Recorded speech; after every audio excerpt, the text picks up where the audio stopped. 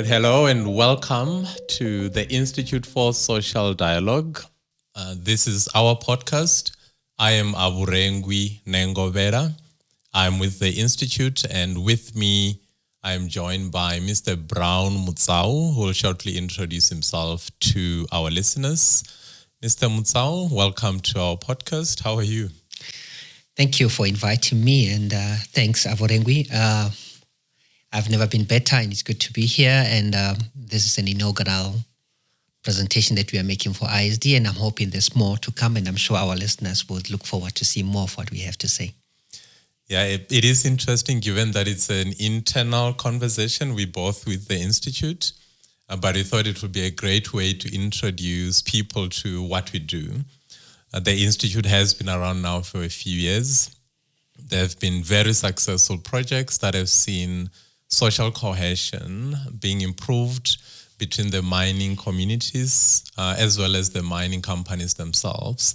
So we wanted to just take this opportunity to introduce people to what we do, how we do it, and maybe some of the successes that we've had.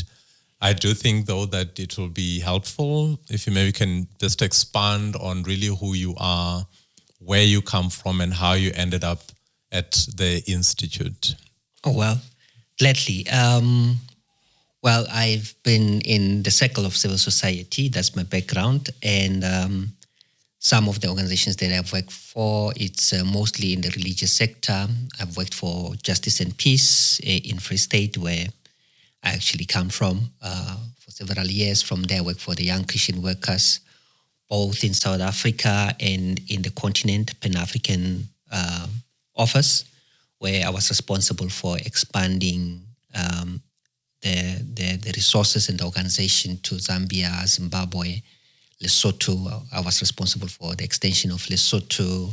I've worked in Namibia. So in Southern Africa, it was part of my responsibility. From there, I transitioned to the Benchmarks Foundation, where I also became part of the core founders. The employee was the second employed person there, and I've stayed there for about 20 years. And in my opinion, I think at the time, Benchmarks was one of the most misunderstood organizations. It had a love and hate type of relationships with industry. But in the research that Benchmarks Foundation did at the time, it also came out with the recommendations. And the recommendations were always welcomed by industry, as much as the report were quite harsh. And the industry will always come back to us and say, listen, we welcome you. We welcome the recommendations that you have made. We believe here and there, you're actually a bit harsh on us, and you did not give us an opportunity to explain ourselves. And one of the critical questions that we always ask is that your recommendations are good, but can you also help us to see how we can improve, how we can implement some of the recommendations? We want to improve, but we don't know how. And I think that's where my desire to join ISD came into being, because discovering that ISD was an organization that was intended to improve the relationship between the mining affected communities, government on the other side, and the industry. And the clear indication that industry wanted to work with civil society, wanted to work with the community and how to improve. And that's exactly the strategic niche that the ISD had to offer. And when I learned about ISD, it became quite natural that I need to move away from an organization that was seen as being more hostile, but to see how can we improve. This time, let's fold our arms, let's get involved, let's see how we can improve things. So after about 20 years of giving just feedback, it was important for us now to be hands-on. And yeah, that's how I landed with ISD. I'm always fascinated to maybe understand how one ends up in that type of space. In your case, the Benchmark Foundation.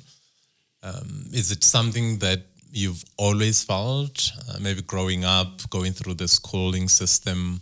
Is it something that you've always known you wanted to do, or did you just end up there through circumstance? I don't know what drove you into that space, and maybe then we can talk about the world of the Institute for Social Dialogue. I guess it had a lot more to do with my spiritual beliefs. I've tried to look back a number of times and look at the companies that I could consider, or the NGOs that I can consider myself having worked for. And I've never looked at it as a job. I've always looked at it as a vocation. A vocation is an area where you go and you do the work because you believe there's common good that can come out of that. And since I've always seen, including ISD, as a vocation, not just a job, it's not about you drawing a salary. It's something that you do even on weekend, and you don't look forward necessarily to payday. When you get paid, it's an extra bonus, but it's not what really drives you. And I think part of working for organizations such as the Benchmarks Foundation when I was there and now being with ISD, it continues to propel the interest that I have and the desire to actually develop a common good for society, for South Africa, and to make Africa to become a better. And part of the intention is that ISD, as much as we are established and we are starting in South Africa, and our seed funding, we receive it from South Africa, our intention is that in the long run, we'll probably provide the same services everywhere in the continent as well. That's the long-term vision, but we would want to test ourselves fully in South Africa to see that we can optimize the kind of work that we are doing. And if the community sees the value, I'm sure the rest of Africa will benefit from it. Okay. Suppose in many ways, so I think of myself as like a mining person. You've spent over 20 years on, call it the other side. I've spent also over about 20 years on the mining front. And here we are now. We're both part of the Institute for Social Dialogue. And maybe in that, there's it's a great symbolism of what the Institute stands for. Can you maybe just talk about what makes the Institute for Social Dialogue different from other entities that are trying to either be the voice of the community or the voice of the industry? At the Institute, what we're trying to do is to be that bridge, a neutral bridge, a research-led bridge. But what, in your view, makes the Institute different, better in many ways when it comes to advancing social dialogue that ultimately leads to the coexistence of industry as well as the communities? But what's your take? Great. I think what makes ISD unique in many ways and what makes it relevant in this space at this point in time, it is you start very nicely by giving an explanation that you come from the corporate sector and I come from community development side. And you and I are resemblance of what ISD is, to say it is possible that the left and the right can actually come together if there's a common interest to try and advance the cause. And that can also be seen in how our board is structured. You know, we have a academic sector, we have people who are professionals from the labor sector, we have people who come from the mining sector, and we have people who are community-driven journalists, for example, who came together and said, listen, can we find a neutral balance? How can we make this work? And I think that's one excellent opportunity that people need to look at, to say that you can be coming from different walls, but if desire is one, you could actually find a niche to work together. The second part that I want to relay, it is ISD is not trying to become voice of the community. We're not trying to speak on behalf of anybody. We're not trying to speak on behalf of the corporate. We're not trying to speak on behalf of the community, nor government. We're not trying to speak for or on behalf, because if you say we are speaking on behalf of somebody, somebody is being silenced. Who is being silenced? The intention of ISD is that how can we ensure that we provide a neutral table whereby the three sectors, either the regulators from government, the community, or the industry, if there's a disagreement, can we provide a table where we can draw a common understanding of where the differences are.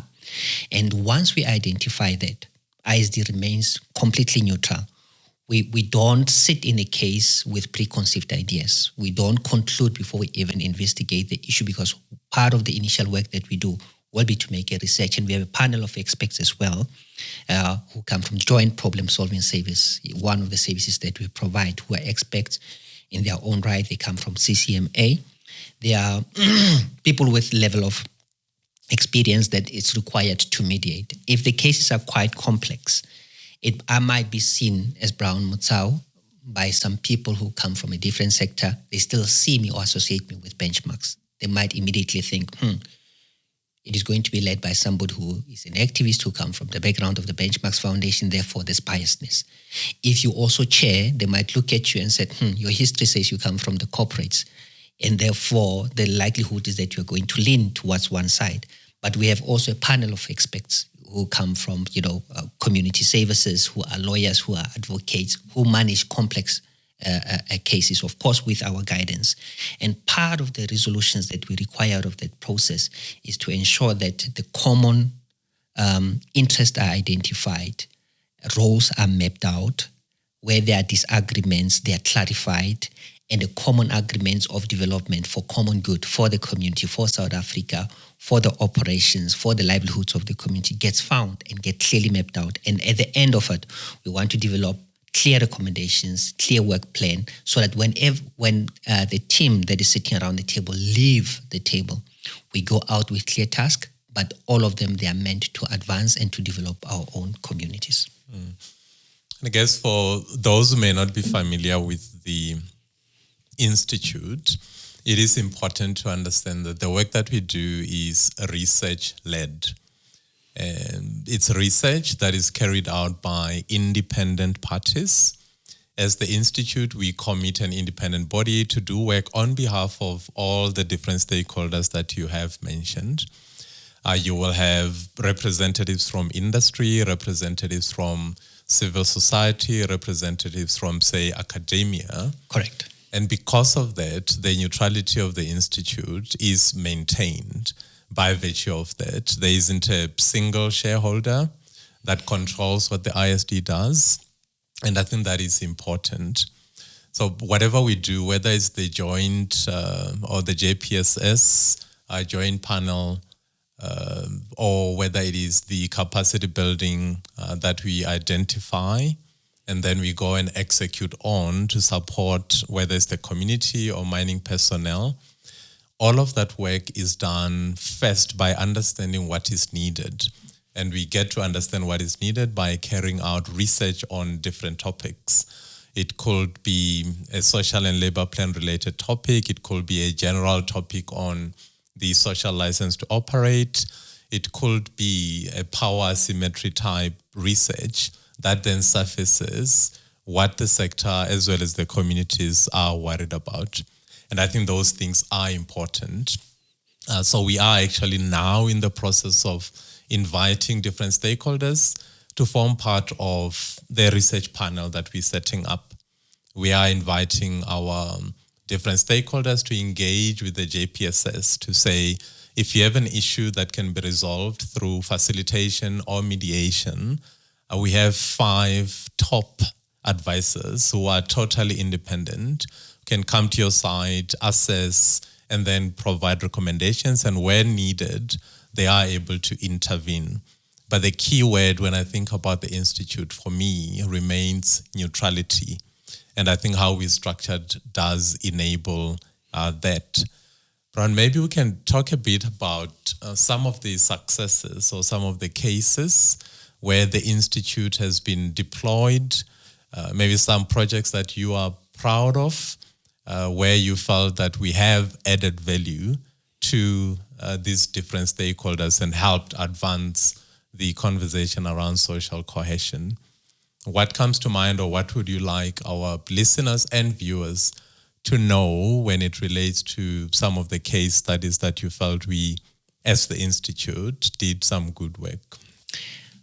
Thank you. I think in the short lifespan that ISD has been, there has been what one could consider a flagship project and intervention that we have done. And one example that I can relay, maybe without naming or putting any company on a spotlight without their consent, there has been 2 communities. It's this kind of example that is there, and it can be found if you go on our website. We have publications that relates to that, and we have reports that talks about the story.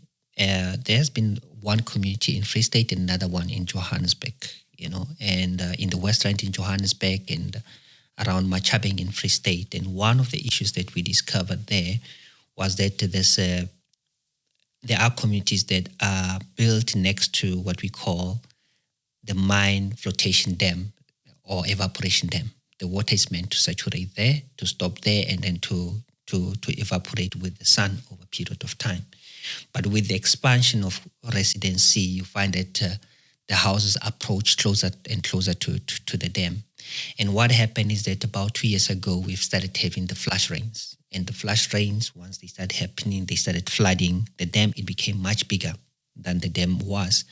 But interesting enough, next to both areas, both in Free State and both in Gauteng, we discovered that there was a sewage pump station. And the pump station was meant to take sewage and pump it to the reticulation works. And the sewage plant in both areas, they flooded. And as they flood, it meant the sewage now that was coming from the township was also adding water into the flotation dam. And a number of houses were affected and people's lives were negatively affected. And later on, when we were invited to come and take a look at the circumstances, with ISD, nothing happened by opinion.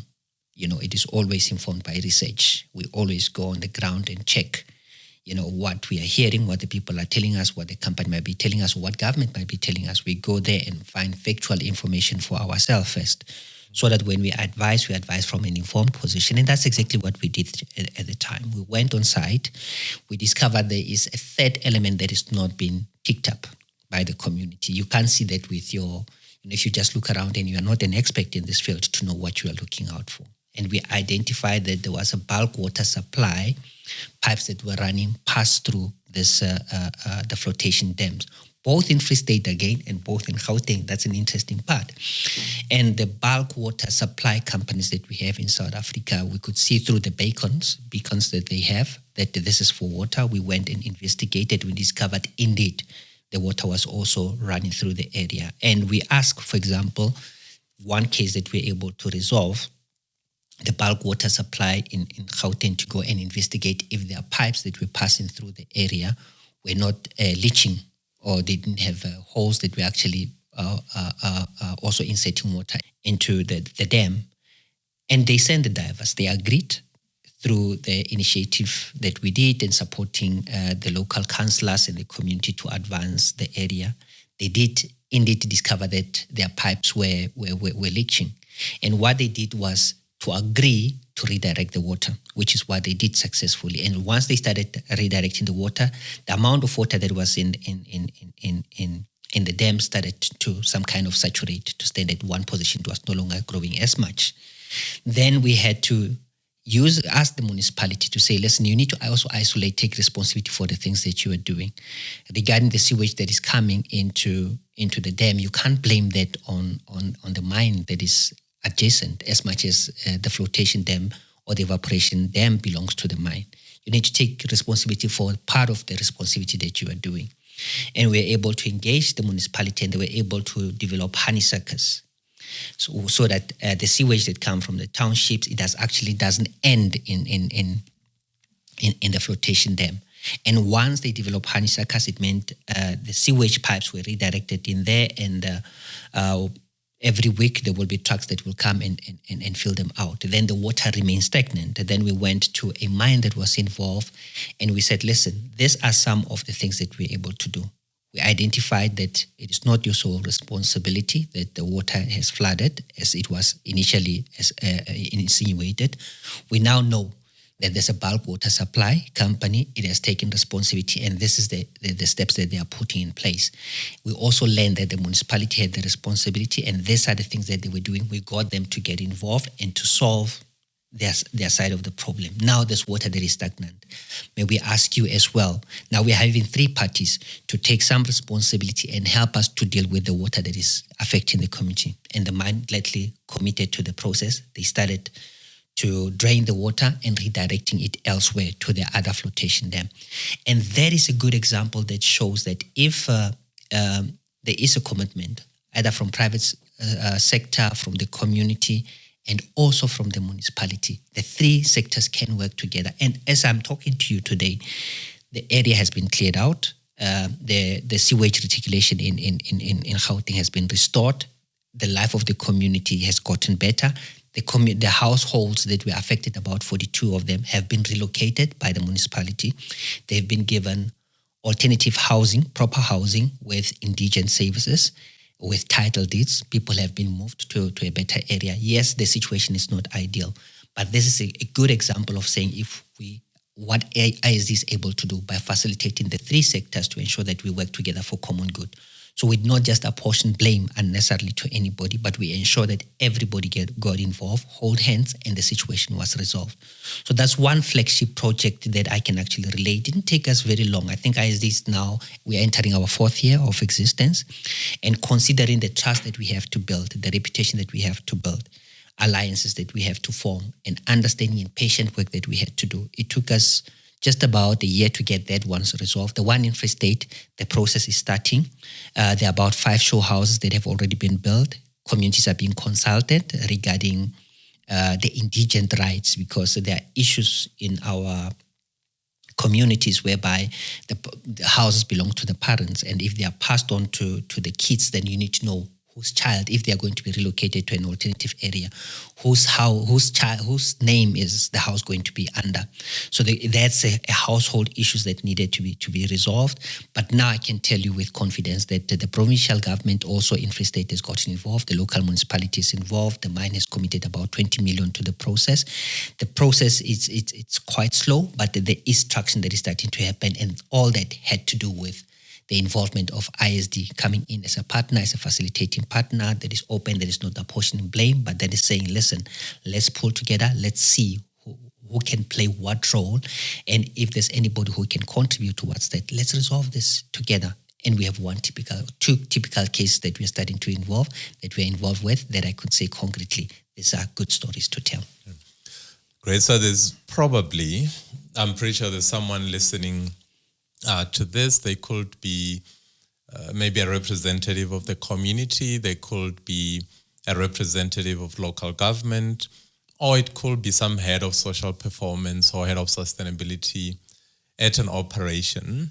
What I'm hearing you say is there's more value to social dialogue than just a conversation. You've highlighted 2 cases where dialogue led to tangible outcomes.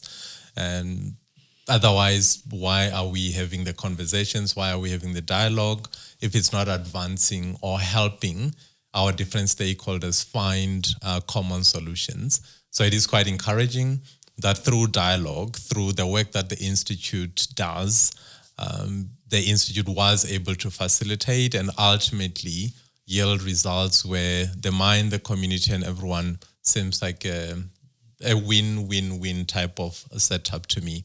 And I'm pretty sure there will be more cases like that.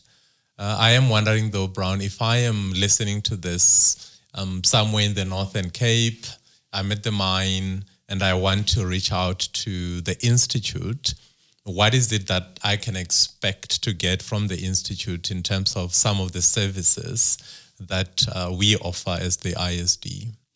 We actually have 4 programmatic areas that we deal with. One is the research that we can offer. And the second one is the joint problem solving service that is led independently by panel of experts. We have capacity training that we can offer with accredited institution to assist with parallel economies, because an assumption is always to say either extractive industry, including the renewable companies, and assumptions that when they employ people in the community, they must be the dominant, employer, or they should employ everyone in the community. It's not always possible, including the municipality, to employ everyone. But there are downstream economies as well that can contribute towards the community, so that one day when the mine lifespan comes to an end, the community has to continue beyond that. That's the third element that we are doing. And we offer the services. It is services that are available for the community, for the companies, but also for government to do that. And to find ISD, it's easy. You just go on our website. Our website will have a direct link. It will guide you. We have a number of platforms. You can find us on Instagram. You can find us on LinkedIn. You can find us on www.isd.org.za. That's where you will find us. You can also insert a message there, and one of our office personnel will reach out to you and the matter will be referred to us and we'll be able to follow up the issue. And it's quite easy. We are not going to apportion blame. Like I said, the first issue is to respond to your issue, try to find out and listen to your side of the story, do a quick research, a background research before we know the type of diagnosis that we could do that. And we don't do that independently. Everything that we do, it is consultative. If there are other parties, it could be the community, it could be the renewable company, it could be a mining house, it could be a private sector, it could be a farmer. We will do consultation process. We'll ensure that everybody gets to hear so that by the time we convene them on the table, everybody is quite comfortable with what we have to share, and we could collectively find a solution to the problem that might be complex. Okay. You've mentioned the JPSS. You've mentioned capacity building. You've also mentioned the research, which is really the core of what we do. And the fourth element to that is the actual social dialogue. Correct. And so we do go into these areas. And as you said, the consultation process requires that we understand what the issues are. And the best way to surface those issues sometimes is to put together, whether it's a roundtable, a community meeting, which enables that dialogue to occur, but we ensure that the dialogue is not in a confrontational manner. In the mining sector, there's always the mining representatives on one side, community representatives on the other. And one value add that the ISD brings is to constitute dialogues that are neutral, that are well facilitated, where everyone has the understanding that we are solving for a common outcome, even though our interests may be different. So I do think that in itself, the social dialogue aspect is an important thing that the sector could benefit from. Otherwise, how do you know what the complaints are about if you are not sitting around one table and having these conversations? But prior to those conversations, the other thing that we do need to mention is that we've got field workers within the mining communities. And through the field workers, the Institute gets to know what some of these issues that are coming up are. That way we are able to direct conversations in the right manner. I am wondering though, Brown, as the Institute begins to grow and our different stakeholders get to understand better what we do, what in your mind, in maybe 2, 3, maybe 4 years, where do you see the Institute going in support of the mining sector, in support of the renewable energy sector, in support of these mining communities? I'm wondering how you think about success within the context of the ISD. I think the most important thing is that it's the trust that can be built. There's a serious trust deficit. And the trust deficit that exists in the sector right now, especially in the extractive sector, it cannot necessarily be apportioned to the current operators. It is a historical issue in South Africa. We come from lengthy years of colonization into apartheid, and it's quite true. We've been in democracy since 1994, just over 30 years, in democracy. But the 30 years that we've had, there are certain things that we could have done better. There are certain minds that are really trying and do things better. But not only the mine needs to do things better. There has to be, I think, a better level of accountability when it comes to our politicians. There has to be a better responsibility that is taken by our own communities to improve things. And the mines, they also need to come to play. And I think it is the presence of organizations such as Institute for Social Dialogue, or in a space that are quite rare. They are not commonly found everywhere. And this is what the ISD would see as a value, would be a space whereby we have communities, we have mining houses or the extractive sector, it doesn't matter which one is it, and we have the government that says we have 1 or 2 flagship projects on how we can do better. We've struggled historically with history, but we're starting to gauge and find ourselves that there's an element of trust, and trust doesn't come by default. It comes through a process, and the process should not be lengthy. It should not take 2 years to do so. We must try be able to do that within a short period of time, be able to resolve issues so that we can advance our communities. Currently, with the level of unemployment, poverty, destitution that we have in the country, and the global turmoil of the financial institute, we cannot take forever to resolve issues. We need to find quicker methods of solving the issues, make sure the turnaround is quite prompt, and we ensure that we put people into action, and the results of that, they are developmental. If we could achieve that, as we've started to show in some areas, it will be an ASA. But above all, is to ensure that the companies that we have, they operate and their production doesn't get affected. The community gets the benefit. They get the type of employment, not only in the industry, but also in the supply chain industry. There are opportunities that are hidden there, but also people get skilled, education gets improved, the municipality gets to understand their responsibility, the regulators comply with what they need to be doing. And we have a comprehensive system of ensuring that our communities are managed better. And we don't see each other as enemies, but we need to realize that we are all citizens of this country and we want what is good for everyone. I've always been fascinated about, again, coming from the mining sector, why is it that mining seems to attract all these issues that you have mentioned? And why is it that the mining sector, or within the sector, there's this trust deficit? It's not something you see in other sectors. I'm sure it's there, but it's not as deeply embedded as in the mining sector. And it's something that I've thought about for many, many years. As maybe the South African society, or maybe even Africa in general, there's a need to recognize that as a continent, a lot of our economies depend on the extractive sector. Meaning, if you were to remove that from the economy, the impact would actually be quite severe. There was a time where mining contributed over 20% to South Africa's GDP. Sure. Today, that has dropped to anywhere from 6 to 7. The number of people that are employed directly in the sector is just below 500,000. And if you apply the multiplier that says for every job, there are about 10 people that are impacted positively. So that 500,000 immediately becomes 5 million, and that's a huge chunk.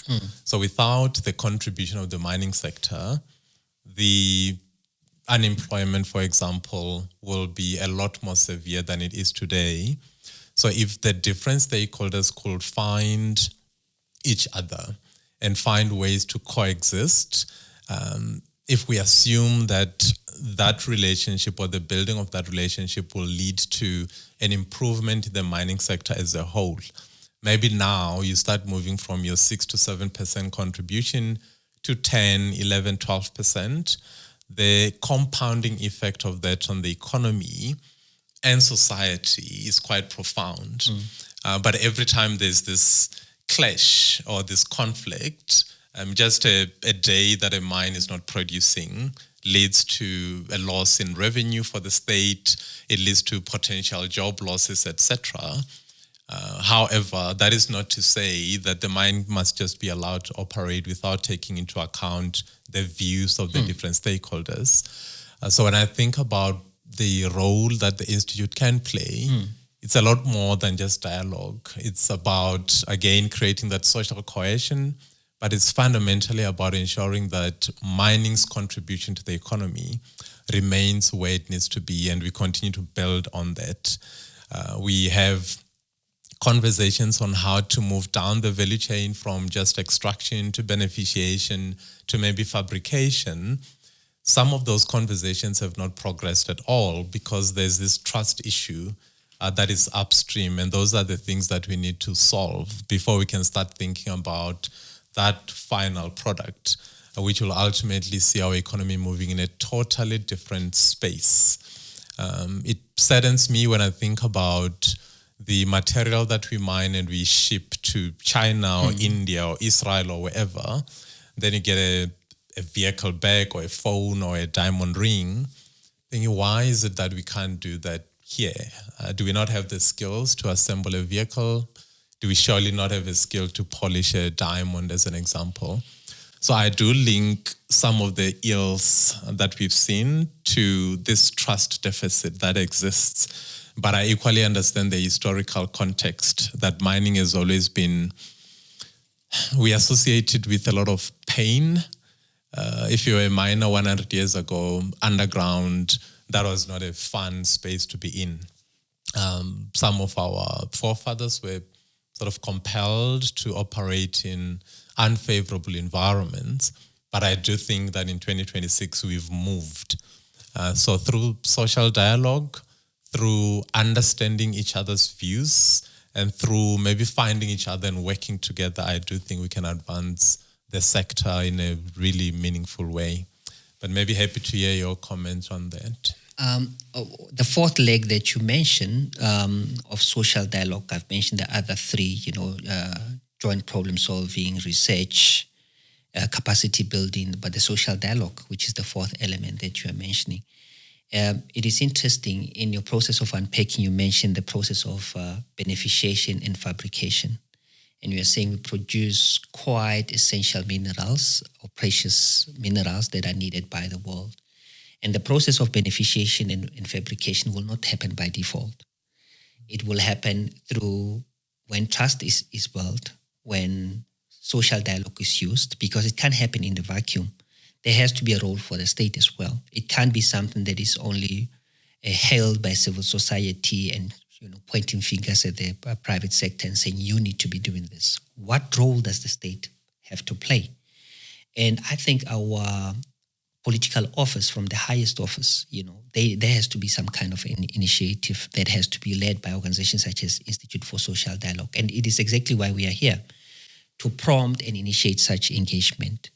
Is the beneficiation an important issue? If it is important, who should take charge of it? What role does the society have on this? Does the government take a role? Is it only about policy that it has to implement?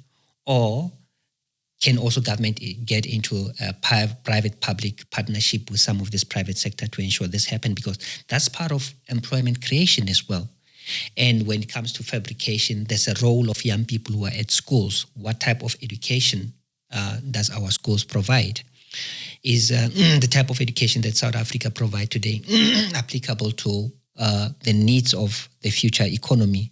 Is AI has been instituted as part of education system? Are our young people learning about that? If we want them to fabricate and to create or build cars and things like that, is that part of the school curriculum?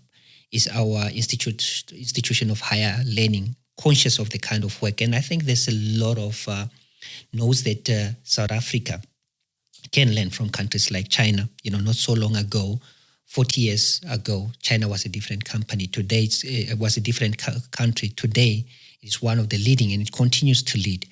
And that can only happen if a social dialogue is done in a constructive way. It is well planned.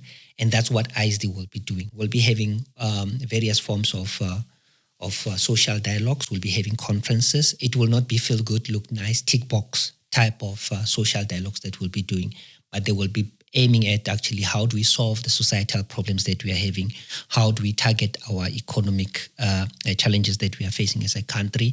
How do we ensure that we partner better with the private sector? How do we give value addition to what the community should not just be the spectators that receives. They must also see themselves as the contributors. The academic sector, the school sector, how does it filter through?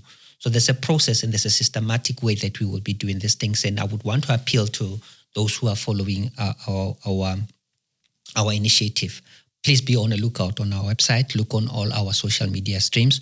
Look for the podcasts that are coming. Look for the social dialogue events that will be running. Look at the webinars that we'll be doing. Look at the master classes that we'll be running in the future. You will see we'll be starting to direct that. Our hope is that in the next year or so, when we sit and we evaluate, we will be looking back and South Africa will be starting to take a different angle. That cannot be done solely by Institute for Social Dialogue. Institute for Social Dialogue, we are there to facilitate the process, but there has to be different other stakeholders who wants to be committed to the process, who wants to offer their skill, their time, their knowledge, academic sector. Let's pull our heads together. ISD is here to provide a platform. We are here to provide a table. Let's pull our resources together and let's make South Africa great again. Not only South Africa. Today we are talking about South Africa. Tomorrow we'll be talking about Africa. Eventually, Africa have to dig itself out of the hole that we are in, and we can only do that when we pull together. I couldn't have said that better. One way that Africa will get to where it needs to get to is when we take back control. There's been this narrative of a rising Africa for far too long. The only way that Africa will indeed rise relates to some of the things that you have shared. I think the time has passed where Africa receives. We're sitting on, 1/3 of what the world needs in terms of mineral resources is on this continent.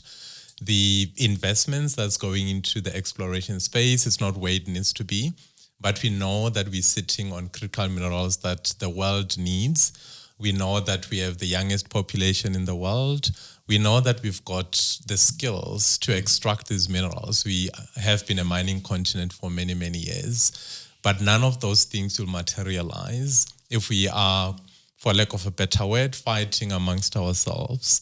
And that's at different scales, whether it's at a local community scale or a national level scale, as long as there is that we sort of holding ourselves back.